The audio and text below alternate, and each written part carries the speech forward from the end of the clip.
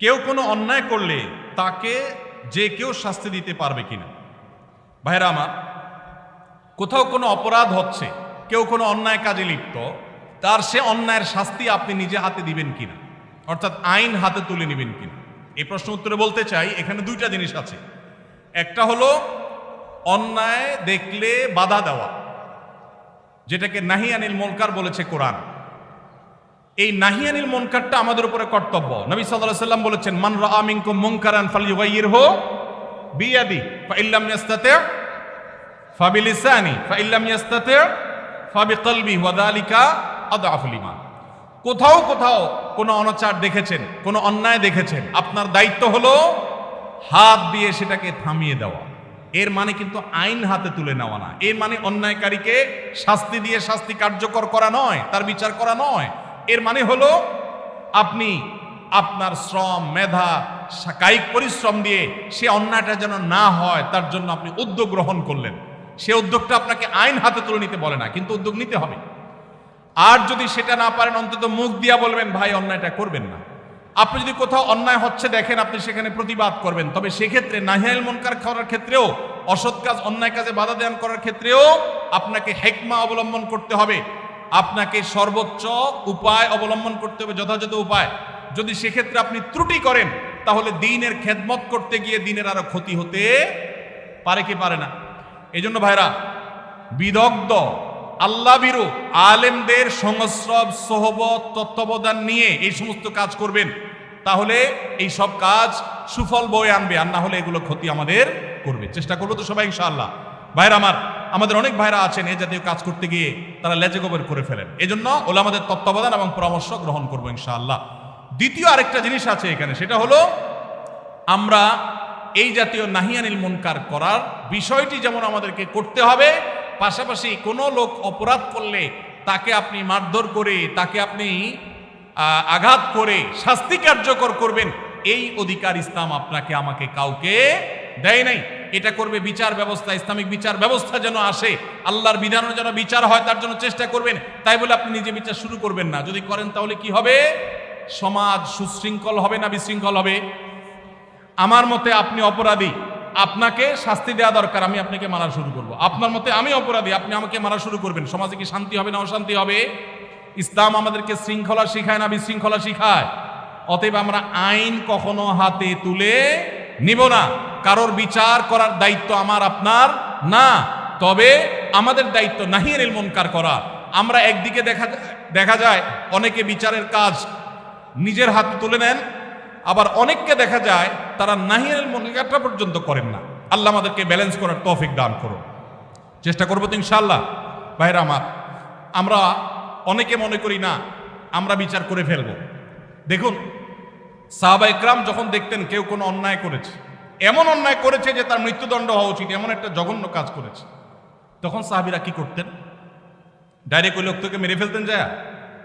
নিজের হাতে আইন বা বিচার বাস্তবায়ন করতেন না। তখন সাহাবীরা কি বলতেন? বহু হাদিস এরকম পাওয়া যায়। নবীজি সাল্লাল্লাহু আলাইহি সাল্লামকে তারা জিজ্ঞাসা করতেন, হে আল্লাহর রাসূল, আপনি অনুমতি দেন আমি এই মুনাফিকের গর্দান উড়াই দিই। এরকম হাদিস আছে না নাই?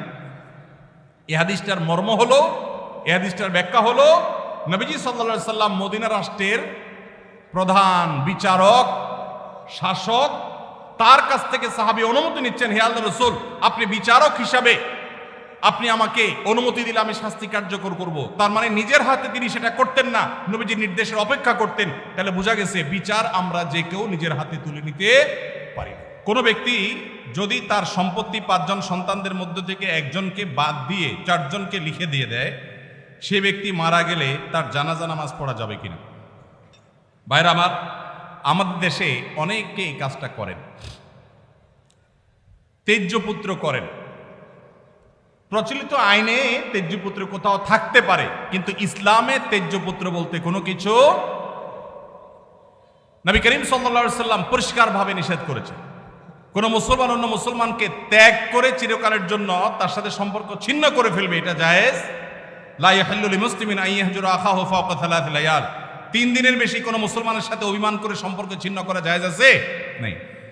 এখন সন্তান খারাপ, যত খারাপ হোক, আপনি সন্তানকে তথাকথিত তেজ্য পুত্র করলেন, করে কোনো সম্পদ দিলেন না, বঞ্চিত করলেন, আল্লাহর কাঠগড়ার আসামি হবেন।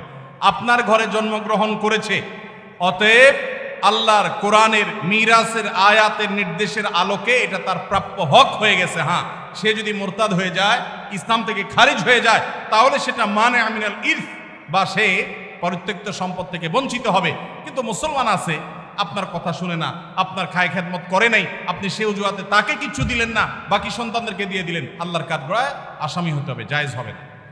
এখন এইটা যদি কোনো লোক করে, জীবদ্দশা দিতে চায়, তাহলে সমান হারে দিতে হবে। এক সাহাবী নবীজিকে এসে বলছেন, ইয়া রাসূলুল্লাহ, আমার সন্তানকে অমুক ছেলেকে আমি এটা দিয়েছি। নবী সাল্লাল্লাহু আলাইহি ওয়াসাল্লাম বলেছেন, বাকি সবাইকে দিয়েছ? বলেন না, দেই নাই। তখন নবী সাল্লাল্লাহু আলাইহি ওয়াসাল্লাম বলেছেন, ইত্তাকুল্লাহ ওয়া আদিলু বাইনা আওলাদিকুম, আল্লাহকে ভয় করো আর সন্তানদের মধ্যে সমতা বজায় রাখো। এই জন্য ভাইরা, এই জুলুম করা যাবে না। ইসলাম আমাদেরকে সাম্য এবং ইনসাফ শিখিয়েছে, সেটা আমাদের সব ক্ষেত্রে করতে হবে। এমনকি শত্রু হলে তার সাথেও আমাকে ইনসাফ করতে হবে। আমাদের কষ্ট হয়, আমার সাথে কারো শত্রুতা আছে, সে আমার সাথে শত্রুতা করে, কিন্তু তার বেলায় কোনো সাক্ষ্য দেওয়ার প্রশ্ন আসলে আমি সত্য সাক্ষ্য দিলে তার পক্ষে যায়, আমাদের দিতে মন চায় না। কিন্তু এই দেওয়াটাই হলো ইমানের দাবি। আল্লাহ বলেছেন, ওয়ালা ইয়াজরিমান্নাকুম শানাআনু কওমিন আলা আল্লাহ তা'দিলু ই'দিলু হুয়া আকরাবু লিত-তাকওয়া। কারোর সাথে শত্রুতা আছে দেখে আপনি ইনসাফ করবেন না, এটা জায়েজ আছে? এজন্য বাবাজিরা সাবধান, সন্তান সন্ততিদের মধ্যে কোনো প্রকার হেরফের করবেন না, এটা জায়েজ নাই। সেই সন্তান যদি খারাপ হয়, সে আল্লাহর কাছে দায়ী হবে, ভিন্ন কথা।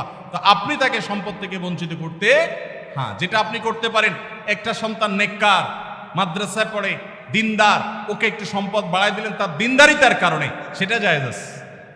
কিন্তু একজনকে টোটাল বঞ্চিত করলেন, আরেকজনের নামে সব লিখে দিলেন, এটা কিন্তু জায়েজ হবে। এখন কোন মুরব্বী যদি এই কাজ করেন, তিনি মারা গেলে তার জানাজা পড়া যাবে না, এমন কোনো কথা নেই। তার জানাজা পড়বেন, কিন্তু তিনি আল্লাহর কাছে দায়ী থাকবেন। সন্তানদের কর্তব্য হলো, বাবা যাকে বঞ্চিত করছে আমাদের ভাগ থেকে তাকে দিয়ে আমরা ব্যালেন্স করে ফেলবো, তাহলে আশা করা যায় আল্লাহ তাআলা বাবাকে হয়তো মাফ করবেন। আস-সুন্নাহ ফাউন্ডেশন, উম্মার স্বার্থে সুন্নাহর সাথে।